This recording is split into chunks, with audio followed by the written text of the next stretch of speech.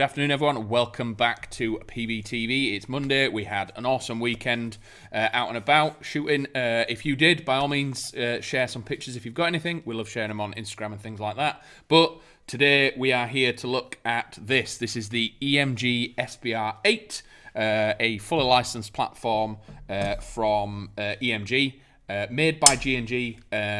And the license is from Seekins Precision. So it's a very cool platform, very, very different, very much in line with sort of precision shooting or speed shooting and things like that, where the 3-gun and stuff comes in. So we'll go through, we'll talk about some of its features. It is very unique. It's got some sort of quirky parts to it. It is MOSFETted. It's got some cool parts. But yeah, any questions about it, by all means, drop it down below. We'll flash it up on screen and we'll make sure you get the information to you as quickly as possible. But as always, the first thing that we always look at, it does have a 14mm counterclockwise thread on the front. So all your standard accessories will fit there. Spitfires, tracers, anything like that, you can just drop it on the front. Coming back from that, a little bit different, we do have a silver style barrel. Looks really cool coming through the key mod and through the cuttings on the rail. Just adds a little bit of flair to it, something a little bit different. Maybe not super tactical, but again, this thing's designed to be a little bit sleek and stylish rather than a little bend stealthy. Coming back from that, we do have the first part of the license part. So this is a specific Seekins Precision rail. Key mod on the right, bottom and left, and we have 20mm on the top. It is quite a wide rail, so it is quite large, but again, it's designed to, it's in keeping with the whole speed shooter type thing. You can clamp this thing down, get some really cool sort of poses and shots with it. But yeah, I am quite keen on it. It is a little bit wide if you're going to use this as a constant platform, but if this is what you like, then it is really, really good. Again, the key mod down the side, you can fit key mod accessories to it, sort of grips, torches and things like that. You can get specific key mod parts. If not, you can simply get a bit of Riz and attach whatever you want on there. So things like the new offset mount that we've got, they can sit in there and put the NX torches on like 45 degrees rather than being directly on there. Pressure pads on top. You can make this thing look very, very cool. 20mm rail going all the way across, mating very nicely with the receiver. There is a little bit of overlap, but that's just how they've done it here, just to make it fit properly. Again, the amount of real estate you've got on this, you can fit pretty much any accessory you want on this thing. So all your sort of pec boxes, optics, anything like that, grips, torches, absolutely anything. You could even mount some rails on here and put a M240 on it. You can do pretty much whatever you want. You've got all the space in the world. Reaper, good afternoon. Does she have mag detection? No. So the mag that comes with this one, it is a 90-round magazine. It is quite a precision magwell in there. But as you can see, it does have the last BB follower. So what this is, this allows it to push every last single BB up into the hop. So when you do take it out, you're not getting some drop away or anything like that. You're getting every last BB out of the mag. It is quite a hefty mag. It's got some weight behind it. But again, it's one of them ones. It does have a sort of gearbox cut off, but it works slightly differently. So when there's no magazine in this, it will actually not fire at all. So it's not a case of the magazine shuts it down. There is a microswitch in here that when that's pressed, it will allow it to fire. So you can put it up and press it just to dry fire or anything like that.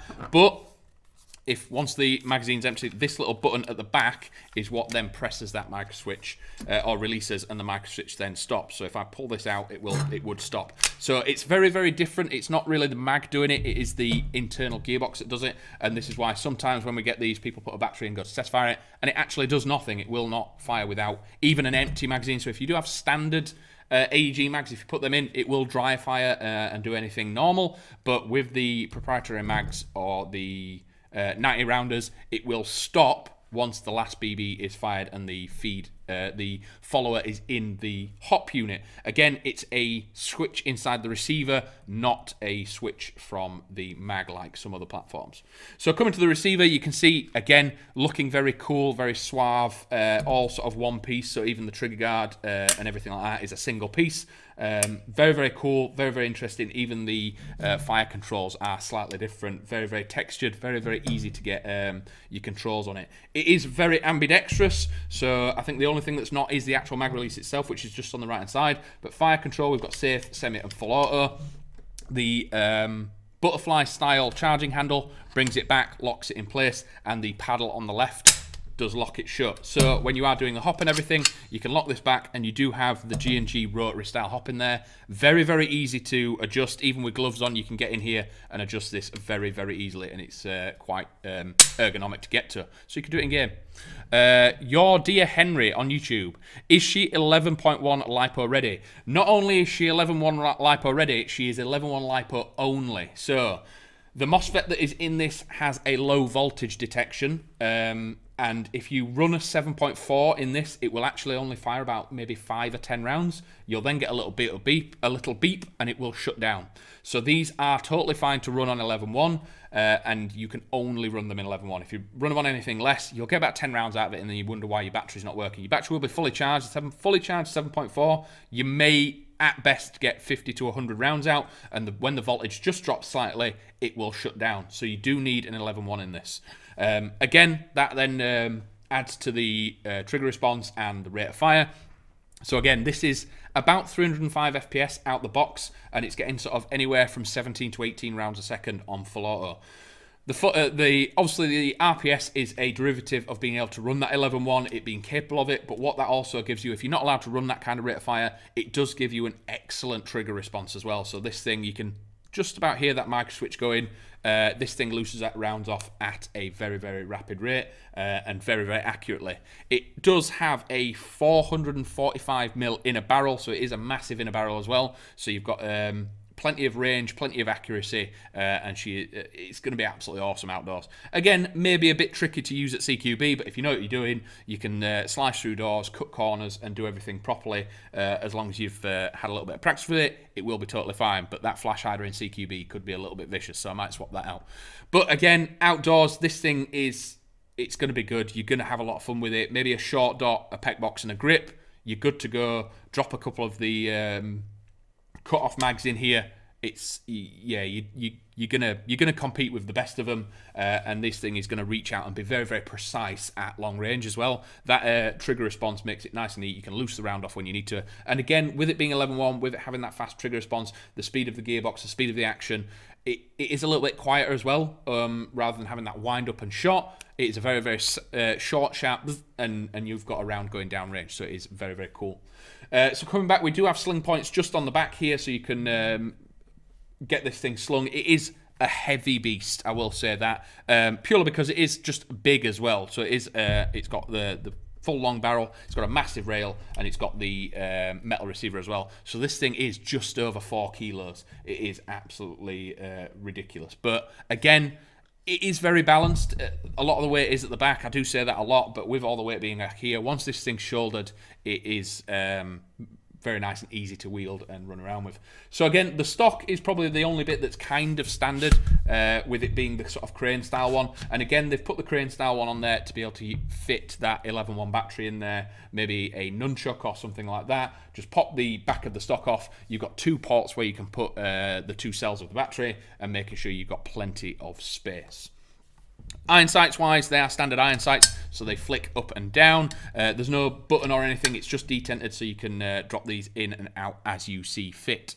But yes, the MOSFET and the controls and everything like this, it does make this thing very, very sort of precision based. And again, that's why they've gone for this license as well, the Seekins Precision. It's meant to be that sort of super accurate, super precise, dropping a short dot on this, maybe a 1 to 4, 1 to 6. Having that sort of speed shooter, not speed soft in a sense, but that speed shooter sort of 3-gun style loadout if you're wanting to have your little race pistol as well, and just having that kind of look on it. But yeah, so there's a lot of people joining us now, so I will recover a few of its platforms. And again, if you've got any other questions, please do drop them down below and we will get to you as quick as we can. Paul Eastwood, can the barrel be changed for a black barrel? End of the day, this is a standard AEG, so if there are any parts that you don't like, you can swap bits out. It is a standard AEG, so most of them will be compatible with other parts as well. But again, if you are going for this to then change parts, it seems sort of counterproductive. Yes, you're after the receiver and the rail and everything like that, but there are other things out there. Rather than getting this and then changing loads of parts and having to budget for things like that, try and find something that's more to that ilk. Again, if it is just the barrel you're after, it is quite a simple thing, that, but you do have to take the rail off the barrel nut, swap some bits out, but yes, it is a standard AG outer barrel, so it would drop in. Alba Airsoft, would it make a good ranged rifle?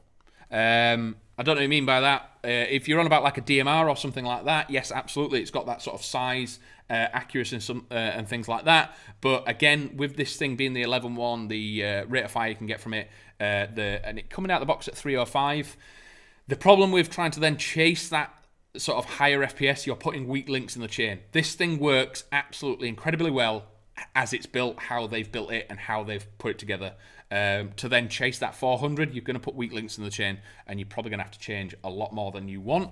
When it comes to DMRs and things like that, I'd get something much more basic and build up from there, because the MOSFET and things like this have been designed and they've built this in mind with how they've put it together. If you're wanting a ranged platform, if you're wanting a DMR or anything like that, I'd build one from a bit of a more basic platform. Whereas this thing is much more in line with maybe the sort of assault style gameplay. You've got that rate of fire, you've got that very, very rapid trigger response for snap shooting and everything like that to catch people off guard. And this is sort of a fast, sort of aggressive style platform, not to be sat back doing single shots and stuff like that. So I was on about some of the previous things that we've covered. So it does have the 40mm thread on it, so you can throw any of your accessories, etc. Your tracing units, your Spitfires, and all that cool stuff. The rail itself is part of the Seekins Precision license, so we do have the key mod on the right, left, and bottom, and 20mm all across the top. And again, they've tried as much weight saving on this as possible. The whole platform is just over 4 kilos, but they have tried where possible to save some weight with all these cuttings and everything, and it is CNC'd aluminium, so it is relatively light for the size of it. Standard flip up and down iron sights, front and back, and then the receiver is where it is very, very cool, super sort of custom and unique. Single billet parts, so the lower and the upper have all been cut out of a single piece, and you can see even the trigger guard is part of the receiver with some cool markings, the Seekins markings and everything on it. The fire controls, again, very unique. Part of the licensing, you've got a wide paddle on the left hand side to close the bolt, and then you have the ambidextrous fire controls that you have safe, semi and full auto on there.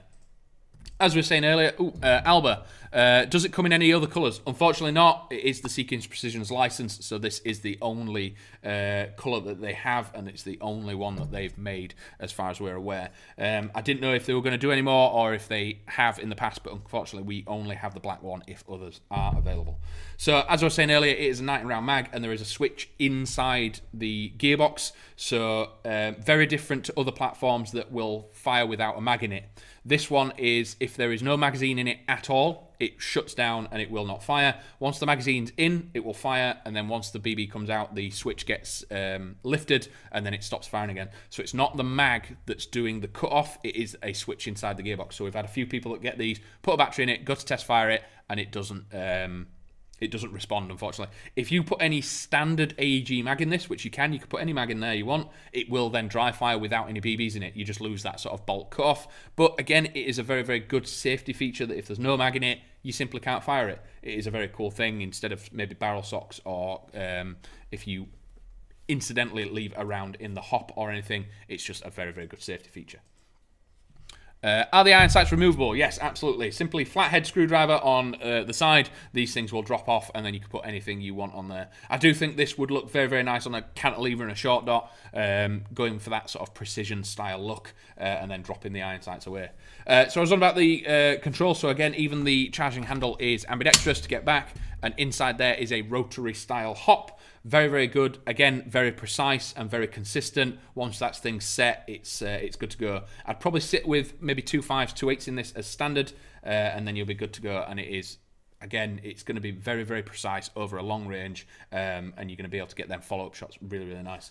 So the only sort of standard part that we have that I was talking about earlier is the stock itself. It is that crane style thing, because again, it is 11.1 only on this. If you put a 7.4 in it, after a couple of rounds, it is going to shut down because it's got low voltage detection. And they've given you this big crane style stock to fit a bigger battery in there. Get yourself a nunchuck, an 11.1, and you are really, really, you're going to be running and gunning all day with this thing. One last thing with the G&G as well. I don't know if people have had G&Gs before, but we haven't mentioned it before, is these things, the little tags that are usually attached to your AEGs. Don't throw these away. They are very, very useful. There's a little scratch panel on the other side. If you take that off and put it into G&G's website, they do raffles very, very regularly. And we've just been informed that a couple of our customers have got themselves something from them. A PCC 45 is on its way to a customer simply for adding that code onto G&G's website.